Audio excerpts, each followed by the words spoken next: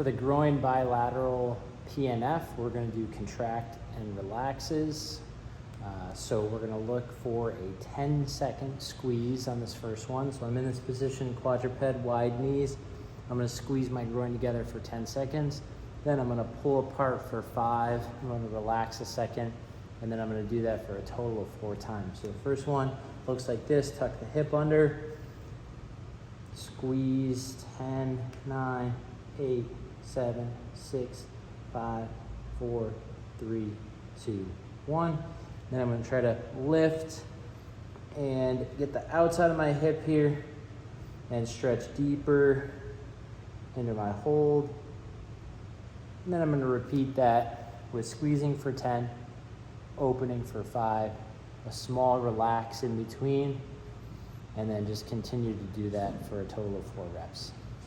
For the prone hip IR, we're going to get in this position laying down, tucking our hips so that we're nice and flat.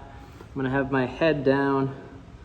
I'm going to have my knees together and my feet are out to the sides, and I'm going to try to press my feet towards the floor, opening that width, and then I'm going to relax and reset.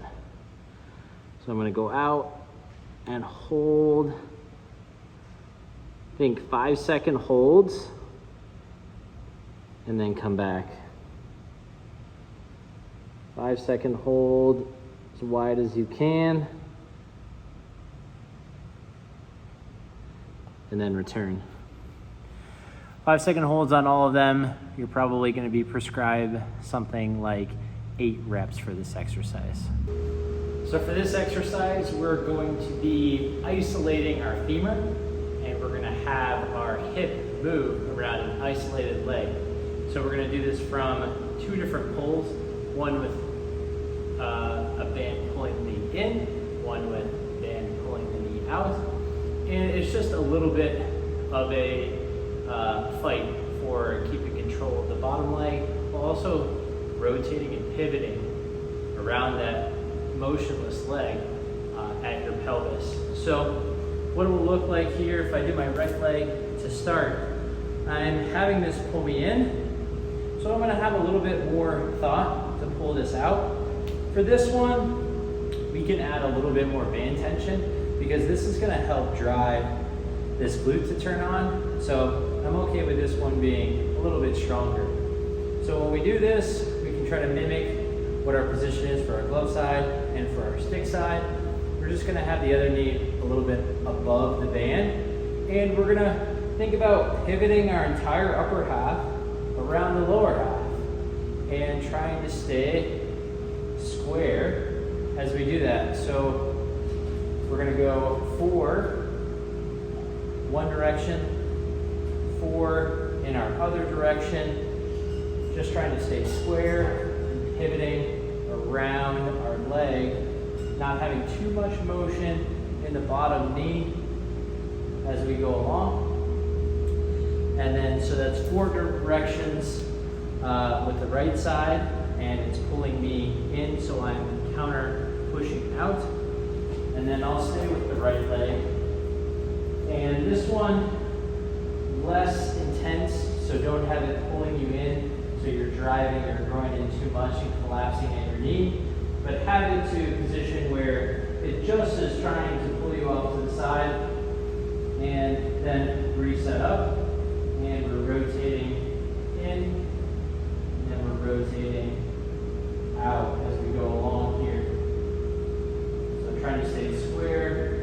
Think of everything from the pelvis or your hip up to the top of your head moves in unison, and you aren't breaking too much on the bottom half in that stance leg. So you'll do 4 each direction, each side, and then both legs. Okay, for this one, we're going to be working on our rotation against resistance, so we can set up as if we have a stick and our glove, and we're going to rotate, and then we're going to put our foot up as if we were going to slide. So the goal here is to work on that core, and then foot up, and then come back, and then back down.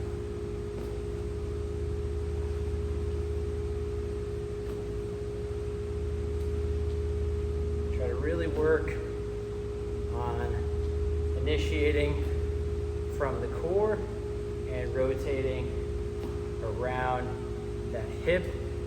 And when I set up, I want to have, if my left shoulder has the band, I'm rotating right, and the band is coming from right to left across. So it's at diagonal.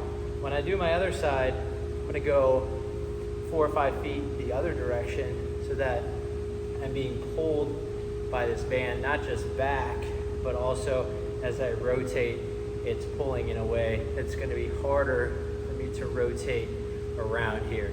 So try to pay attention to that setup. If you don't have a band, you can set up with a cable column. It's not going to feel as smooth, so a band is the best bet. But again, try to stay square as you're moving through that position, staying tall and not giving up the hip as you go.